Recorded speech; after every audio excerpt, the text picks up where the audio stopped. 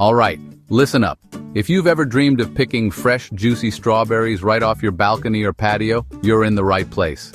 I'm about to break down the do's and don'ts of growing strawberries in containers, and trust me, I've made just about every rookie mistake in the book.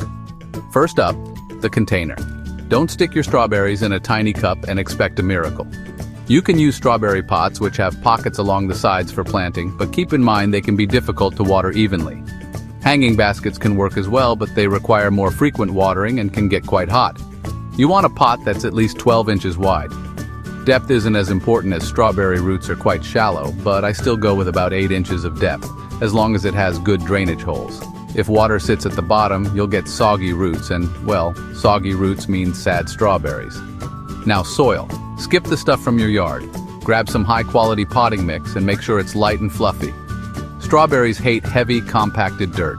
Mix in a little compost if you're feeling fancy. Strawberries do like slightly acidic soil. Now, if you are growing from seed, here are some tips. Start indoors about 8 weeks before your last frost. They take about 2 to 6 weeks to germinate.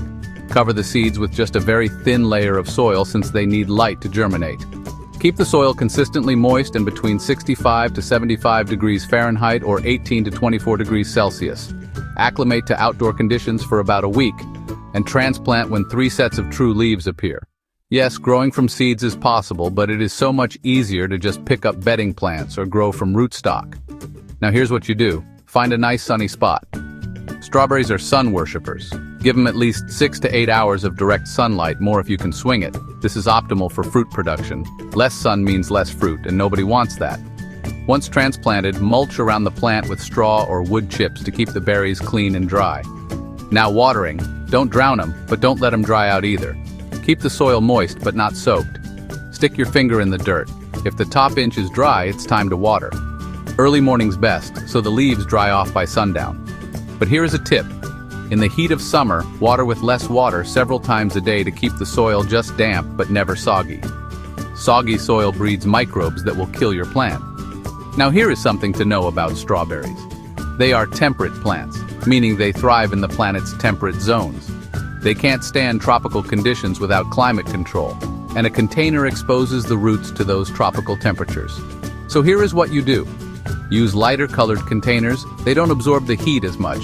And in the heat of summer, try to shade the container itself while giving the plant the sun it needs. Maybe even wrap the pot in a reflecting material like aluminum foil to dissipate the heat and shade the pot. And when you water the plant, water the pot a little as well, to cool down the container and help those roots to not burn up.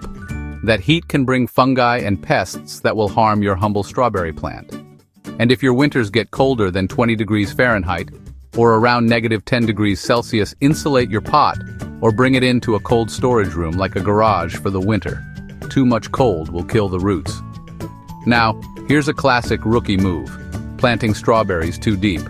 The crown, that's the thick part where roots meet leaves, should sit right at the surface, maybe just slightly above. Bury it and you'll rot the crown. Plant it too high and the roots dry out. Just right is the sweet spot. You also gotta watch for overcrowding. 1 plant per foot. Max, squeeze them in and you'll get lousy airflow and a higher chance of disease. Trust me, give them space to breathe. And don't forget, pick off those first flowers when the plant is young. I know, it hurts, but it helps the plant focus on growing strong roots first. You'll get a bigger harvest later, I promise.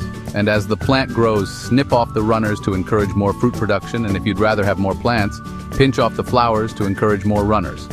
Last thing, feed them. Strawberries like a little fertilizer every few weeks. Use a 10-10-10 balanced nitrogen-phosphorus-potassium fertilizer. The life cycle of a strawberry plant begins in the fall after it has finished fruiting, when it starts growing and reproducing itself and begins forming the buds within the crown that will become the next year's flowers. So fertilizing once in the early fall is important if you want an abundant crop the next year. Just don't overdo it or you'll get leaves instead of berries. Once in the spring and once in the fall might be all you actually need.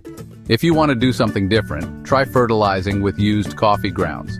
Dry them really good to avoid mold forming in the soil and then mix with equal parts water. And then water it into the soil. It gives nutrients as well as having an acidic effect on the soil which the strawberry plants like. So, big pot, good soil, lots of sun, careful watering, right planting depth, plenty of space, and a little patience. Follow these do's and don'ts, and you'll be snacking on sweet, homegrown strawberries before you know it. Don't forget to like and subscribe, and leave a comment. All right, take care and get growing. Your strawberries are waiting.